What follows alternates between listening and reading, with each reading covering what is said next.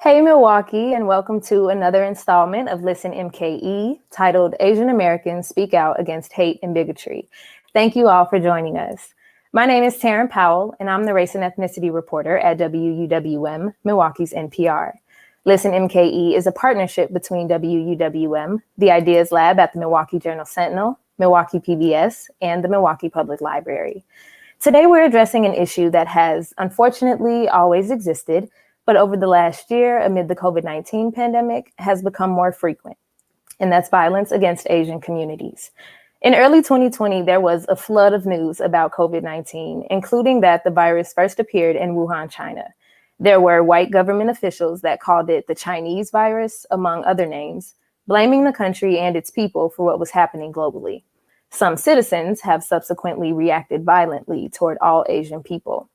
There are examples of this in cities across the country, including right here in Milwaukee and communities across Wisconsin. And there's the latest attack against Asian people in the Atlanta area, where a white man murdered 8 people across 3 spas. 7 were women, 6 of them women of Asian descent. Today, we're going to talk about the rise in anti-Asian discrimination. I'm co-moderating this conversation with my colleague, Daphne Chen, data and investigative reporter at the Milwaukee Journal-Sentinel.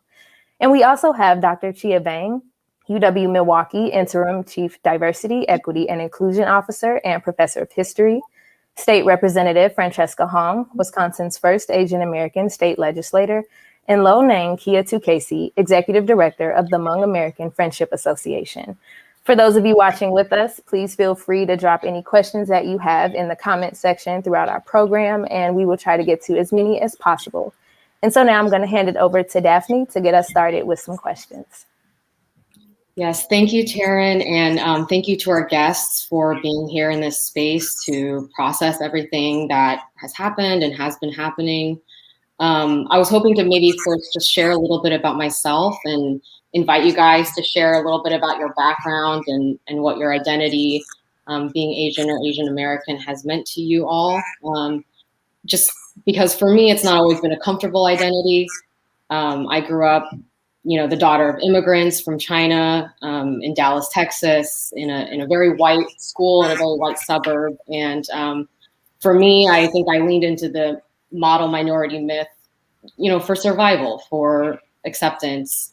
And so with my family, a lot of it has resulted in trying to reject that culture, trying to reject that identity, being resentful of being sent to school with Chinese food for lunch, or being resentful of having to learn Chinese. And it took me a long time to grow into my identity and realize how much I'd given up to assimilate into American culture. And so it was a little hard for me to process the shootings in Atlanta, for all the rise in Asian American violence this year, for all of these reasons. So to begin with, your backgrounds and whether you feel the same or differently.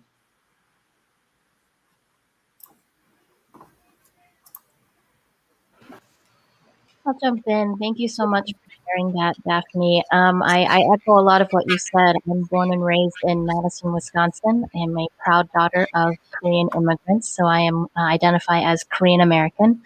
And I think I too leaned into that model minority myth, and achievement was how I measured how much I belonged. A lot of my relationships, I tried to navigate white spaces without thinking too much about my own identity, with the sense that I always felt a little bit like I didn't belong, whether that was on the soccer field, in the hospitality industry, which is my background and has been my professional life for the past 15 years, in the classroom, and in social spaces. I think I've always been either the only woman of color, or the most accessible person of color.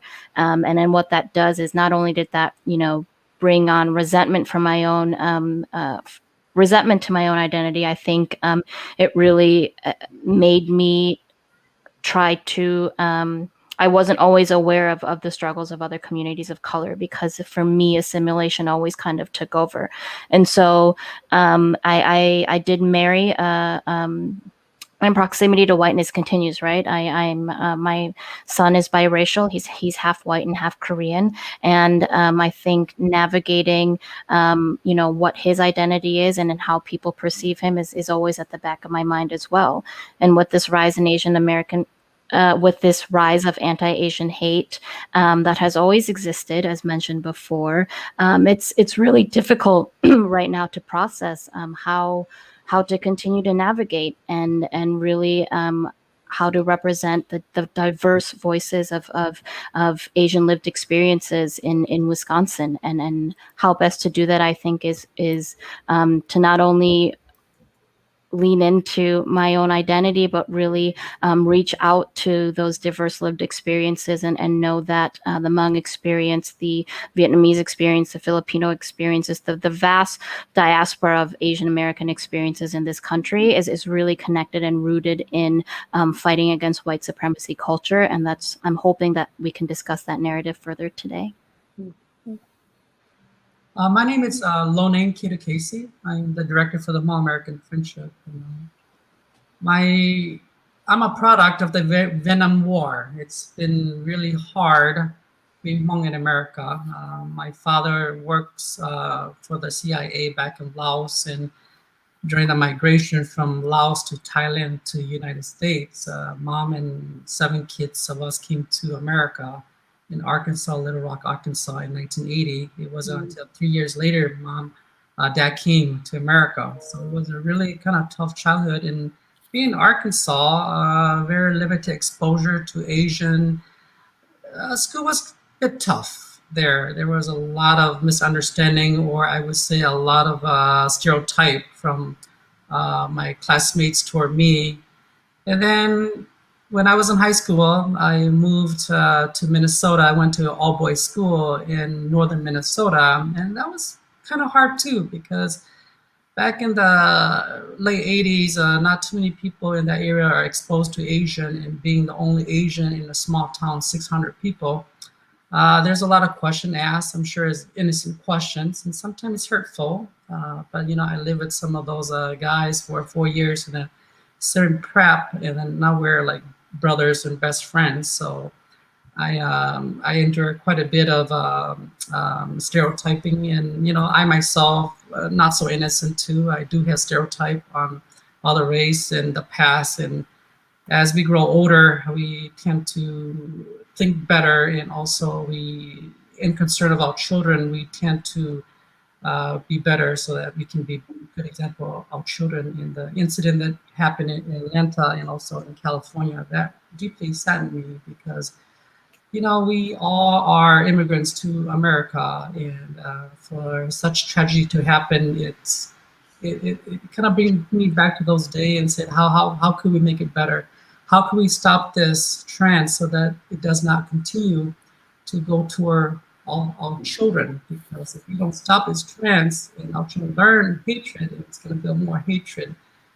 So I'm really hoping that there's a way, like my journey, some of my worst enemy will become my best friend or a member of my family in the future. And I'm hoping to turn the worst scenario into the best scenario. And that's why I'm here today. So I'm Chia Vang, as introduced, and so I just want to say thank you so much for having this conversation. It's a lot for us to talk about now, but I think talking is where we begin. And I think your question about my own identity, my story is similar to Lo Neng, who is a good friend of mine. I came to the U.S. as a refugee as well of the Vietnam War, and settled right away in the Twin Cities. So for a lot of kids my generation who came in the late 70s and early 80s, huge flows of refugees from Vietnam, Laos, and Cambodia to the United States, we were part of this group of refugees who were thrown into inner cities. So what's interesting about my experience is that, I really appreciate hearing Daphne and Francesca's story.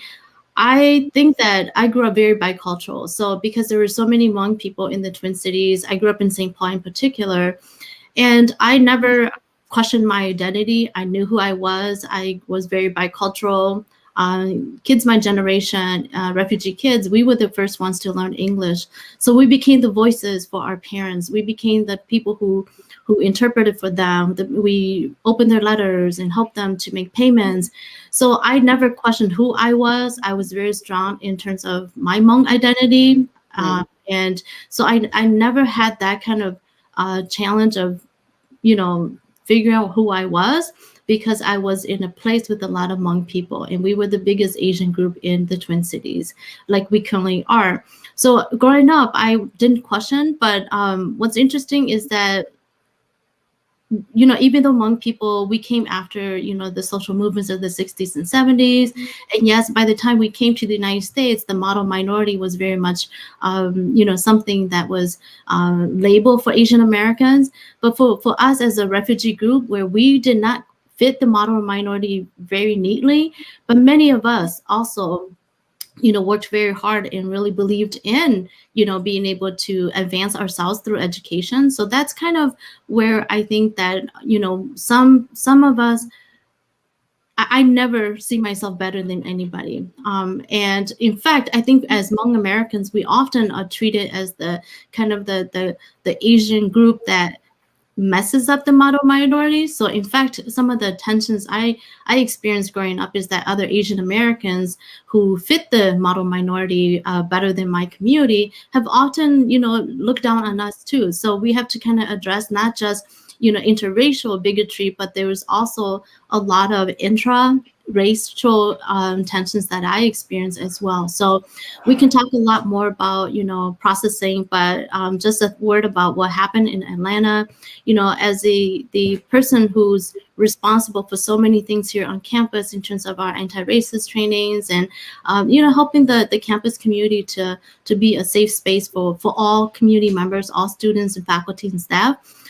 For my first reaction was always that it was really hard for me to process too, but so many people depend on me. So many people email, what can we do?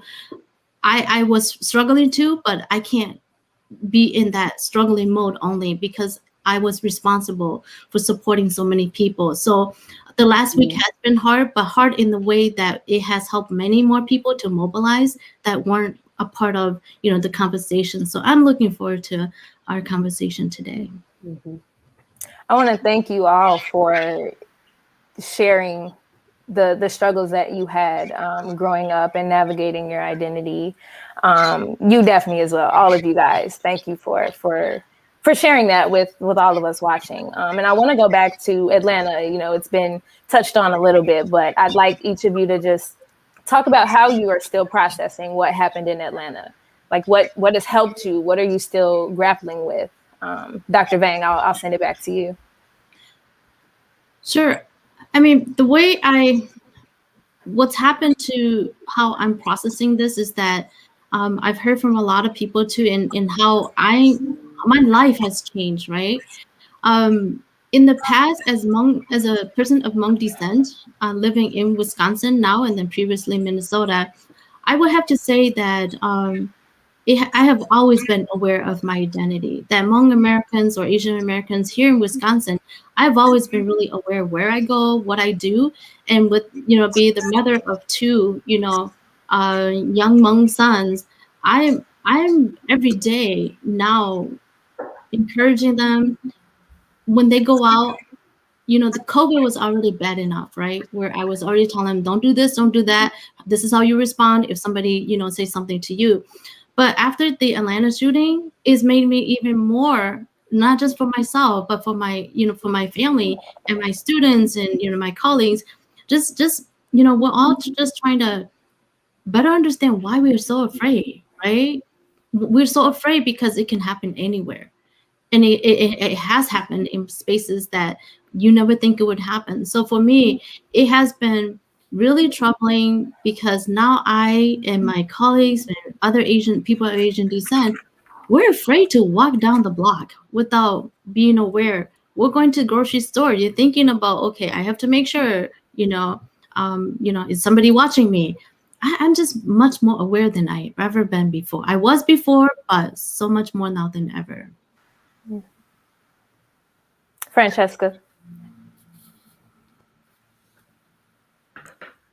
It's so difficult to process what happened in Atlanta. It's always difficult to make sense out of senseless violence. I think for me, it's been helpful to recognize that we can't look at the shooting or isolated incidents as individualized incidents, that something like this, and when there's such a media blitz and we all have to kind of mobilize and organize to take a step back and really kind of look at what are some of the larger factors that have contributed to this. And as Chia mentioned before, reflecting back on history.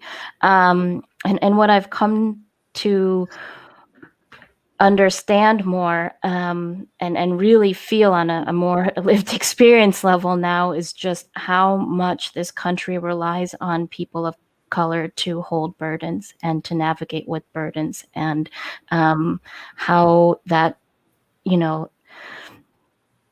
it's a constant balance of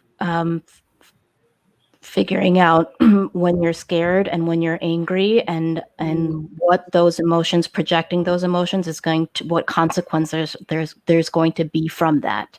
And so it's been incredibly difficult, and I found that I'm able to ground myself in discussions, in conversations, and having more of these. For the first time, we held space for Korean Americans in Madison to come have a talk about racial identity, because I don't remember ever having this conversation with my parents growing up. But now I'm scared for them. I don't want them to go to Costco. I don't want to, I don't like that I feel scared walking down the street. But I know that these types of fears, unfortunately, are so common among so many communities right now. So I'd like to start asking deeper questions. I'd like more people to start looking at root causes. I want to get away from identity politics talks and really have honest conversations about identity. And so the process, I think, for me, is about collective grief and collective solidarity, and then working together towards solution, and everyone recognizing that it is really going to be an all cylinders firing all the time, sustained advocacy that we all need to take responsibility to be a part of in order to find those solutions. Mm-hmm. I agree with you. And I think, you bring up parallels, of course, just me being a Black woman, in the whole movement we've seen, especially in 2020, of Black people demanding to stop being murdered for simply walking down the street. We recognize being followed in certain places, right? Wondering if someone's gonna, I don't know, look at you weird, act towards you weird, so Black folks are well aware of that. And I know you guys are familiar with that as well. So when we talk about having those conversations with all communities of color about navigating racial identity, we definitely have a ton in common. And so the next part of my question, I'll send it to you, Lo Neng, because I think you kind of touched on this a little bit in your first answer. How did we get to this moment, to Atlanta, to the moment in California? What contributed to this? I'm still kind of shaken and shocked by it. You never think that you will see something like this in the United States today. It's like a roller coaster. It just doesn't stop. With Black Lives Matter, the protests, it rolls into the Asian. It's saddening to see. The question is that what are we going to do to stop this? This is crazy. At the same time, it makes me angry. At the same time, I want to reach out and educate people. I want to reach out and share people that there's a way to communicate with each other than doing all this kind of crazy stuff. With this tragedy, I think indirectly it really brought fear to myself and to my family and to my community. Just Sunday, I went to brunch in West Van, and even though they're really nice people, it's all white community, and I went to have brunch there. You cannot help it. You're thinking that people are looking at you because all the media displaying all the, all the news, social media, all these about anti-Asian hate crime and things like that, and you're even people don't think if they don't think badly of us, sometimes we project it like, oh my God, they're looking at us. Oh my God, what should we say? Should I have my kids quiet down and things like that? It creates such an uncomfortable atmosphere. And I'm really hoping that there's a way that we can communicate better, talk better, learn from each other, so that way things like this do not happen, and that we can live freely in America. It should be a land of milk and honey. It should be a land of freedom, that people are comfortable. And I'm really glad to be in America from Laos. It's such a huge difference. I'm hoping that my kids' generation, that things like this do not happen. I know that in a society there will always be something, but not this magnitude. And I pray for the family in Atlanta and also in California as well. Thank you. Daphne? Yeah, this is a good time to maybe expand on something I think Francesca touched on earlier, which is, maybe unpacking some of the historical or the systemic roots of this kind of racism. Like, I don't know if any of you guys want to talk about factors like gender, class, all these things that are intersecting with this incident. Maybe Chia, from being a professor of history, can educate us a bit. Sure. I mean, thank you for that question, because I like to think that we are better today, right? We'd like to think that we've come so far and we should be better. But it is really important for us to better understand the history of anti-Asian violence, and every time we talk about how, oh, this shouldn't happen, or I can't believe this happened, I'm always just reminded that our country was built upon tremendous challenges that really looked at one group as more valuable than everybody else. So the history of systemic racism, and the history of how our institutions are built, and the history of so many people who look like me, and those who are not socially defined as white, how people weren't treated as human beings for a very long time. And you look at the ability to vote, and you look at all the challenges that we still have, then when you think about how, it's not, Francesca said something earlier that I think it's really important for us to remember too, that it's not just individuals, racist individuals who commit these crimes, but what about the systems and institutions that sort of allow some of these things to continue to take place. And I think that unless we address some of these systemic issues, it's going to be hard to change people's hearts and minds. I happen to think that we have more information than we ever do right now, right? People know. In the past, we can blame how people aren't educated. They don't know about slavery. They don't know that, that they don't know this, they don't know that. But nowadays, I mean, we know so much in so many ways, but I don't know if knowledge itself, right, has really been able to bring the results that we want. So I think until people who don't look like us, until people who have the power to make systemic changes, make the commitment to make those changes, I think we're going to continue to face these similar issues. So it's not just about race, right? It's about class. It's about people fearing, Asian labor. And, of course, the Asian model minority has been, discussed earlier. But I think that one of the reasons why, categories like that are created are also to, I often talk to my staff and my students about how the people at the bottom fight for the crumbs, right? If you have the people in the bottom who don't have power fighting against each other, then they're not really addressing the systemic issues. So poor white communities, they experience the same kinds of economic challenges that many communities of colors do as well. But whiteness allows people to have a certain kind of privilege that the rest of us don't. So I think until we are willing to address these systemic issues, we might continue to live in this challenging world. And I do want a better world for my children as well. But I think that, people who have the power to do something must do something. It can't be every time there's an incident that we come together, we talk about it, we try to heal together. But it's these actionable things that we need to take that will change not just hearts and minds, right? But resources for communities as well.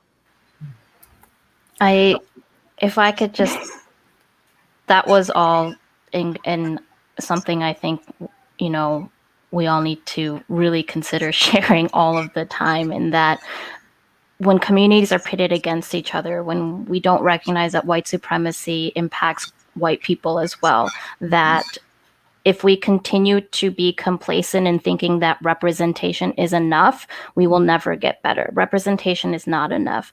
Race, class narratives and racial identity and education about the role of race in the history of this country needs to be ubiquitous in the educational institutions, need to be ubiquitous in political systems. We have to concurrently shift culture in order to shift laws and regulations. And I think that being the first, a lot of people asked me about that, and I always answered with, it's nothing unless I'm the last. And I think that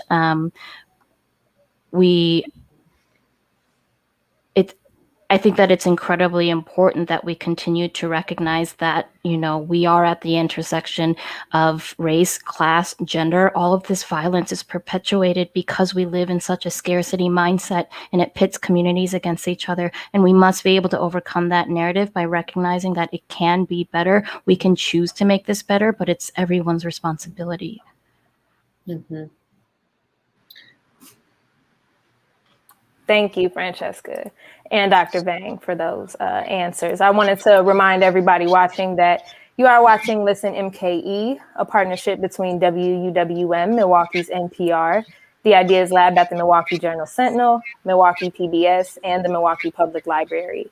Our event today is called Asian Americans Speak Out Against Hate and Bigotry, and our guests have been sharing their journeys with self-identity and how we got to the moment in Atlanta, in California, moments in Wisconsin where people have chosen to act racist and prejudicial toward Asian people. And so I'll take the next question here as we talk about, actionable changes and bringing everyone together. Francesca, I'll send it back to you since you are on the lawmaking level. What can be done to, fight back individually and structurally? So I think a couple things, a lot of things need to happen. And when I talk about all cylinders firing, I really do mean that. And I think, one of the most impactful ways is for those who have power in terms of creating the budgets. Budgets are moral documents, right? That we really recognize when we talk about the work and the organizing, that we recognize organizers and community leaders who have been helping their communities, who have been suffering and fighting for the crumbs for a long time, and giving them financial agency and making sure that they have, abilities to create their own infrastructure. I think we think too much about, not being able to have direct impact. We can if we seek out the leaders who have been doing that work for a while. And so I'm going to continue to advocate to make sure that financial decisions recognize the power of grassroots organizations and community leaders who have relationships with neighborhoods who are most impacted. I think we need to make sure that, we can do simple statutory changes. I've introduced, I'll be introducing legislation to add Asian Americans to school curricula when in terms of, adding us on to American Indians, Black Americans, and Hispanics in terms of citizenship requirements for what needs to be in curriculum for school boards, going back to making sure that talking about racial identity and the role of race is ubiquitous in classrooms. And that, people don't see that type of change as a threat, that this really will help us all get out of this scarcity mindset and recognize that it's important to value all humans right now. And then, I think legislatively in the legislature, there needs to be cultural shifts in making sure that it's not just the leaders and the representatives of color that are leading this call for action against racist policies, that we really do need more training for legislators as well when it comes to anti-racist work, that we need our legislators, who we hear back from folks who are in swing districts or difficult districts, that we want to be mindful of that, but we also need to know that this work relies on them speaking out too. And so speaking out against anti-Asian hate, I don't think should be political, but it's become politicized due to previous administrations creating that narrative. So it's on us to really change that. One of the things I think that is really important is that for politicians and government to really understand our community. At the same time, the Hmong community, or during get out to vote or election, as politicians, they always come to our community and say, vote for me, I'll do this and that. We really need to hold government accountable, a leader accountable for what they're saying, what they're gonna do for our community. I think it's really important. Our community needs to be educated that the power of voting is important, not just vote because your relative want you to vote for this and that person, but because what you believe in that person and what person will do for your community as a whole. As a nonprofit organization, I strongly believe in grassroots, and I strongly believe that we need to educate our community to get out to vote. It's such an impactful thing, in having a U.S. citizen. It's not. It should be a miracle, a right to be able to vote for an individual that who's going to come through to you. And I do call for government accountability and leadership accountability, because when you are a leader, what you say will impact your community, and whether it's a good thing or a bad thing. And I'm just educating our community to the extent that you should really get out to vote, and grassroots is really important. Absolutely. Just one note of that. I completely support that notion that we cannot just be going to these communities every 2 years and every 4 years. And when we know that our vote is really can make a difference in so many elections. And I think it's important that legislators understand that the folks going back to their communities, trying to get folks engaged and letting them know the importance of voting, they need things to go back to their communities to be able to help gain that support. We cannot just be a party about what we are voting against. We need to make sure that we are leaders who stand and stand up and are giving you something to fight for. And that's absolutely on accountability of elected officials. And I agree that we cannot continue this notion of going back to communities of colors every two to 4 years and not being able to show anything for it. That's so interesting to hear. For me, it makes me think of my parents and discussions I've been having with them about political engagement. And, I think especially my mom, being the generation that she is, and having seen so much tumultuous change in China, she's never really felt like her voice mattered. I think that her vote would matter, that she could affect change here. And often they've taught me to kind of work hard, keep your head down, and people will recognize when you do well, and to just kind of be quiet and don't speak up too much. And so I think like this event and a lot of things that have happened recently have brought them out a little bit and kind of encouraged them to take up more space and speak up. And I think that's part of why like these discussions are so helpful, because a lot of my processing has been done in silence or by myself, and it's very nice to talk to other people and to come together and just speak out.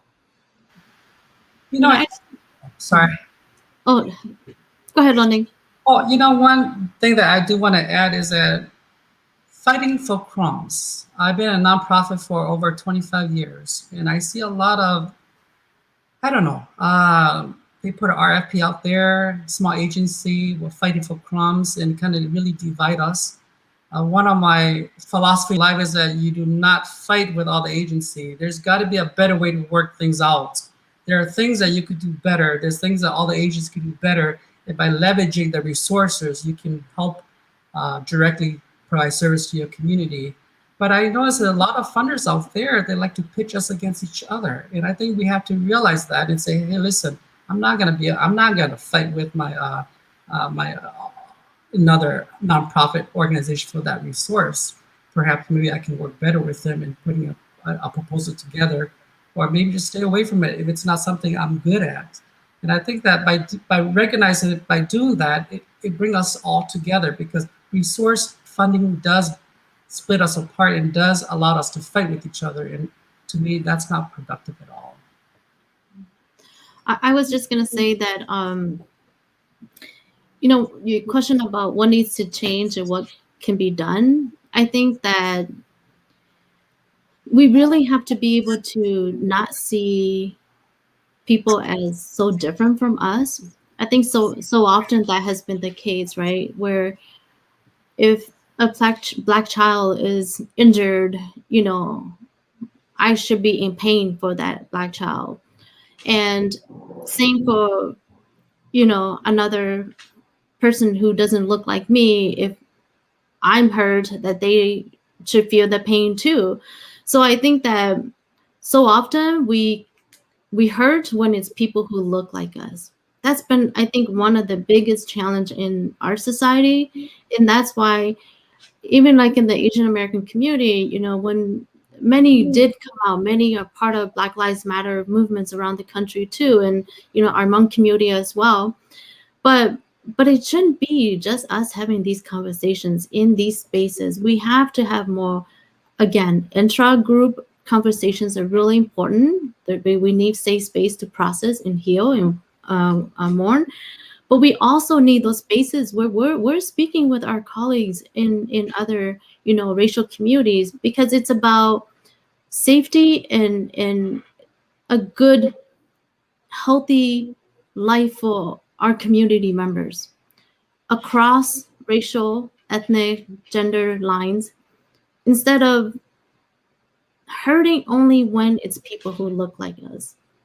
That's been, I think, one of the things I have been thinking a lot about, is that with the Atlanta killing, why,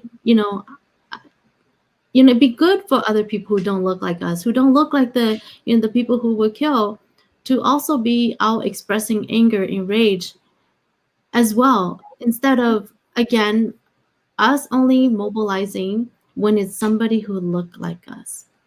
So maybe just rethink those kinds of, how we see other people. And I'm white supremacy is, very, very important. But I feel like the rest of us, we have to have more coalition building across the different groups. That it's a battle for all of us. It can't just be isolated, small battles. It's a larger war that we have to fight together. And the only way we can make some movement is, I say this from a very personal level. Can we hurt? Can you feel pain when it's people who don't look like you? Until we do so, then I think it's going to be really hard for people to come together. So I challenge all of us to do that. Yes, and I think that's a great time to mention that we're planning a second segment soon to deal specifically and talk specifically about tensions between, the Asian and the Black community, racism within groups of people of color, which is a very complex, complicated topic, and we probably can't unpack today. But even just today, we've gotten a couple of comments through the Facebook page about this topic. For example, somebody asking, where were you when Black people were murdered for no reason? Now it hits home. And so I think that touches exactly on what you're talking about, Chia. Mm-hmm. Another question that we wanted to talk to you guys about is, what is media leaving out of covering this story? I think it's been a difficult topic to cover well, and perhaps media hasn't been fully equipped. So we would just love to hear your perspective on that.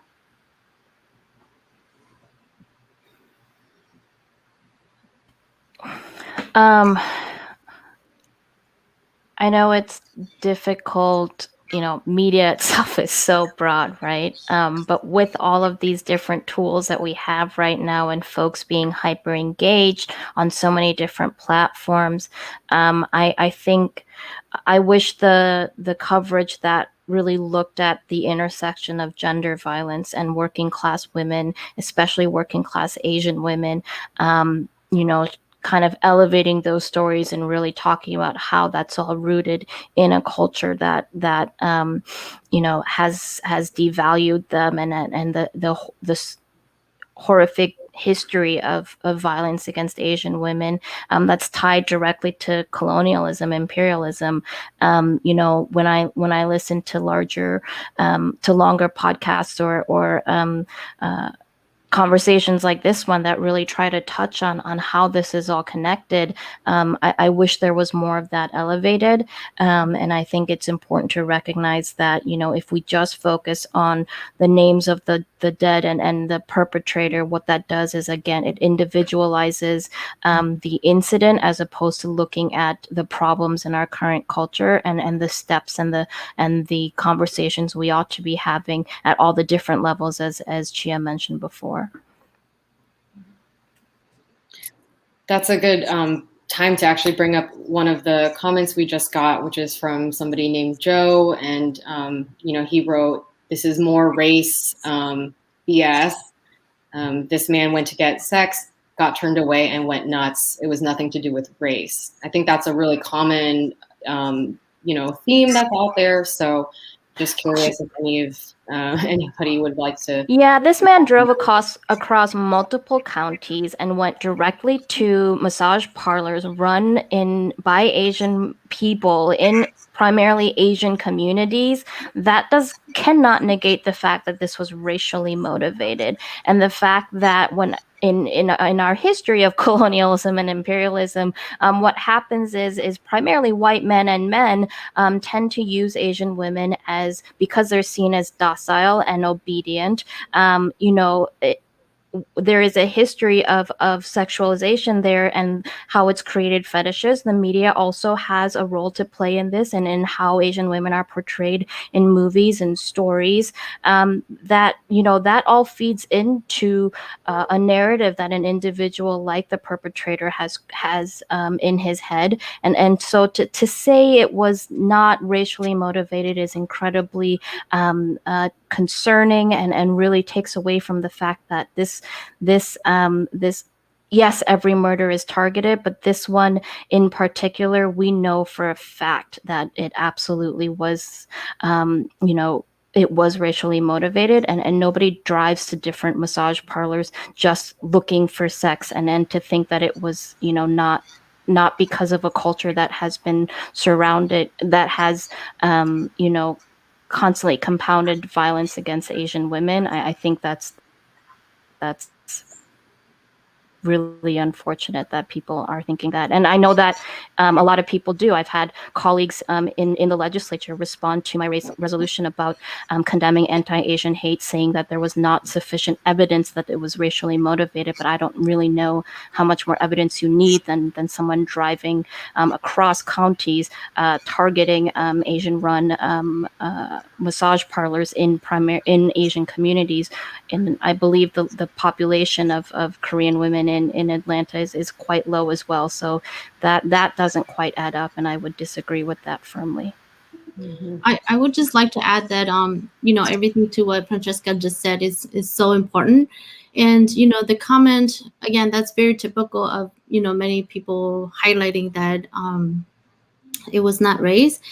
But I also want to say that we must really remember that there is this perception that all massage parlors or salon that they're people who are sex workers, and that is absolutely not the case. If you look at what they were, their business, I think it's really important to also remember that these are very vulnerable,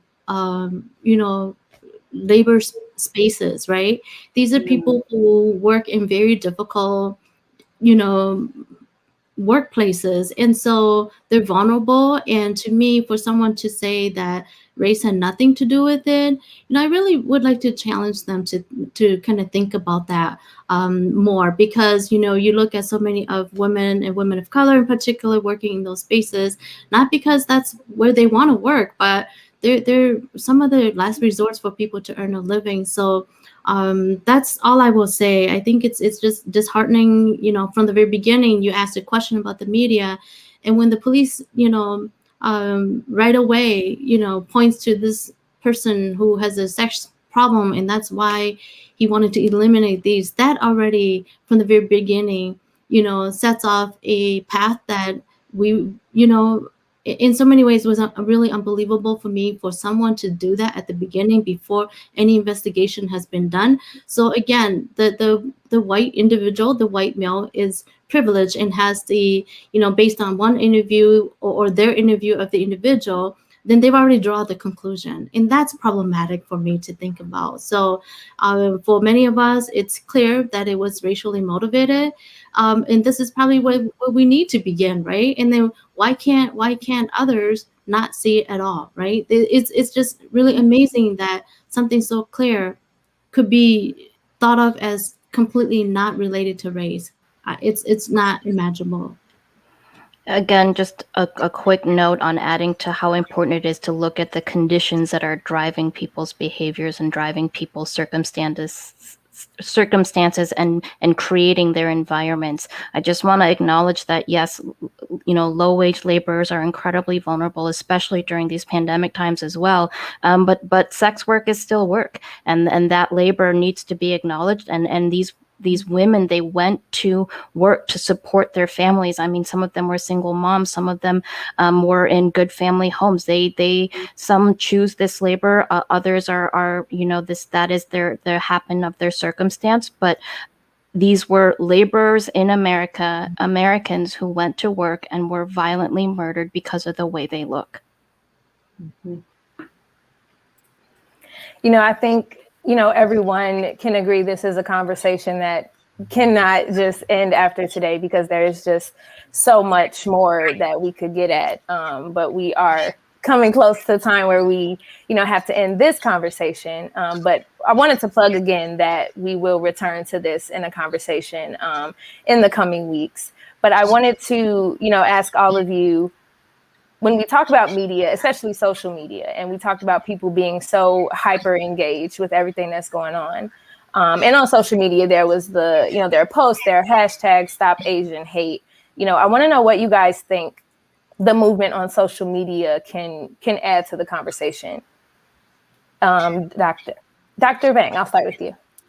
Sure. Well, I think that's, I'm so pleased to see so many people engaged, right, on social media. But I also hope that it's not just sitting in our homes and engaging in social media, that we do take action when we're out in the field, when we're going shopping, all of us, we need to take care of each other. And that I think it's really important to not just be aware, but then to be willing to take some action. So I'll just leave it with that. It is an incredibly difficult time for everyone in the country globally. But when you add, another layer of anti-Asian hate in particular, but all the other, incidents as well, it makes it a very, very intense moment for us to exist.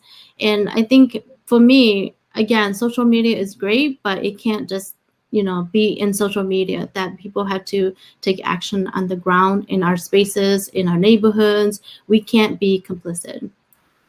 Lo Neng? When I think of media, TV, news, and things like that, usually bad news are good.